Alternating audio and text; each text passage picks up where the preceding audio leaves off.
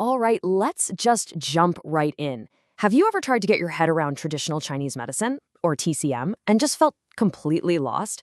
It can really feel like you're stepping into this vast, ancient world with its own strange language and a logic that seems impossible to crack.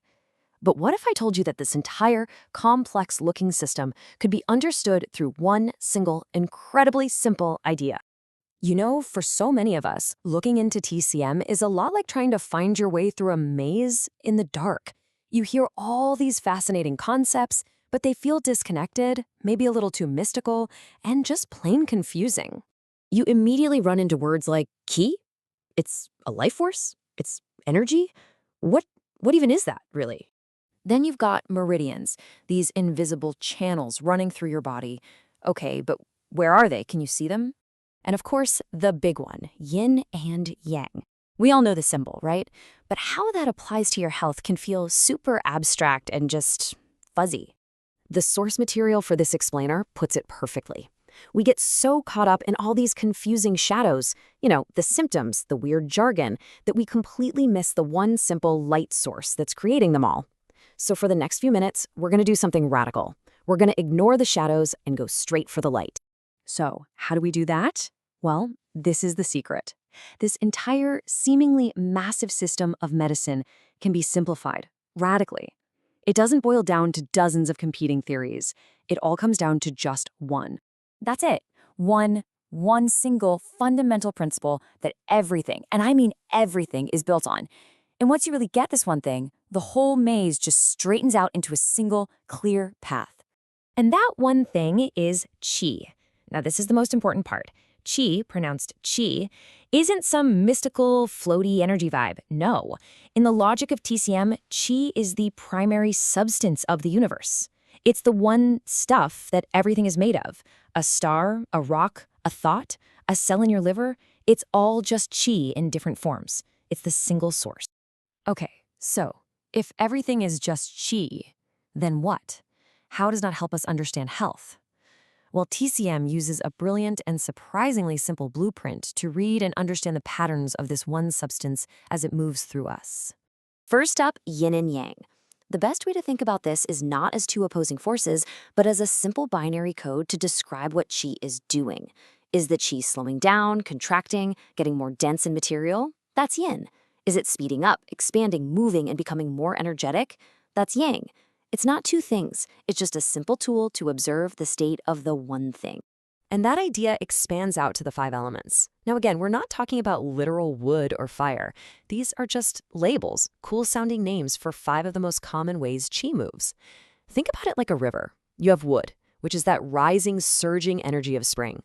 Then fire, which is the radiating, peak energy of summer. Earth is the stable, central point.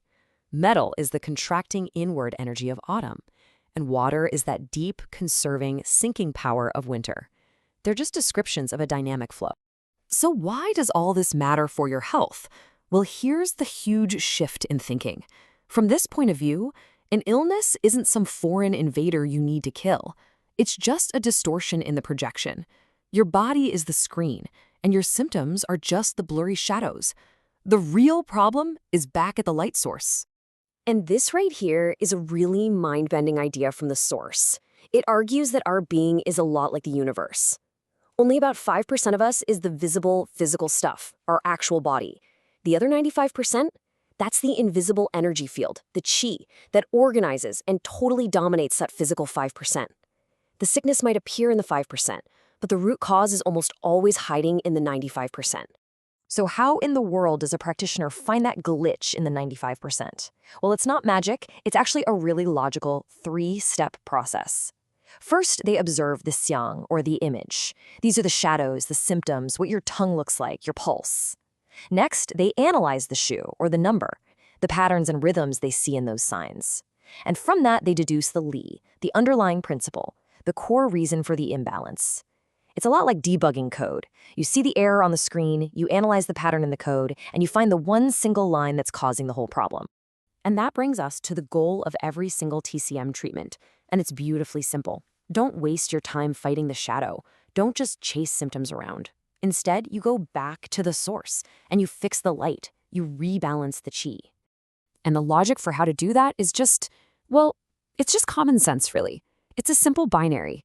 Is a system in your body overloaded, stuck, or hyperactive? That's called an excess state. The goal? Drain it. Unblock it. On the flip side, is a system weak, exhausted, or depleted? That's a deficient state. The goal? Refill it. Nourish it. That's the whole game. Drain the excess or fill the void. And every therapy you've ever heard of in TCM is designed to do just that. Herbal medicine isn't just about chemicals. The herbs carry specific energetic instructions for your qi. Acupuncture needles aren't just poking you. They act like tiny levers to physically redirect the flow of qi. And things like massage or qigong, they're just other ways to unblock and guide that fundamental energy. All roads lead back to rebalancing the qi. So you see, the ultimate point isn't to declare war on a disease. It's not about conquering or destroying anything. The real goal is just one word: ping, which means balance.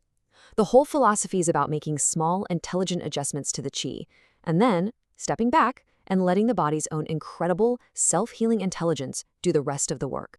And that really leaves us with something powerful to think about. We're so used to framing health as a fight, a battle against disease. But what if that's the wrong metaphor entirely? What if health isn't a victory to be won, but more like a rhythm to find? Not a war, but a beautiful, dynamic harmony just waiting to be restored.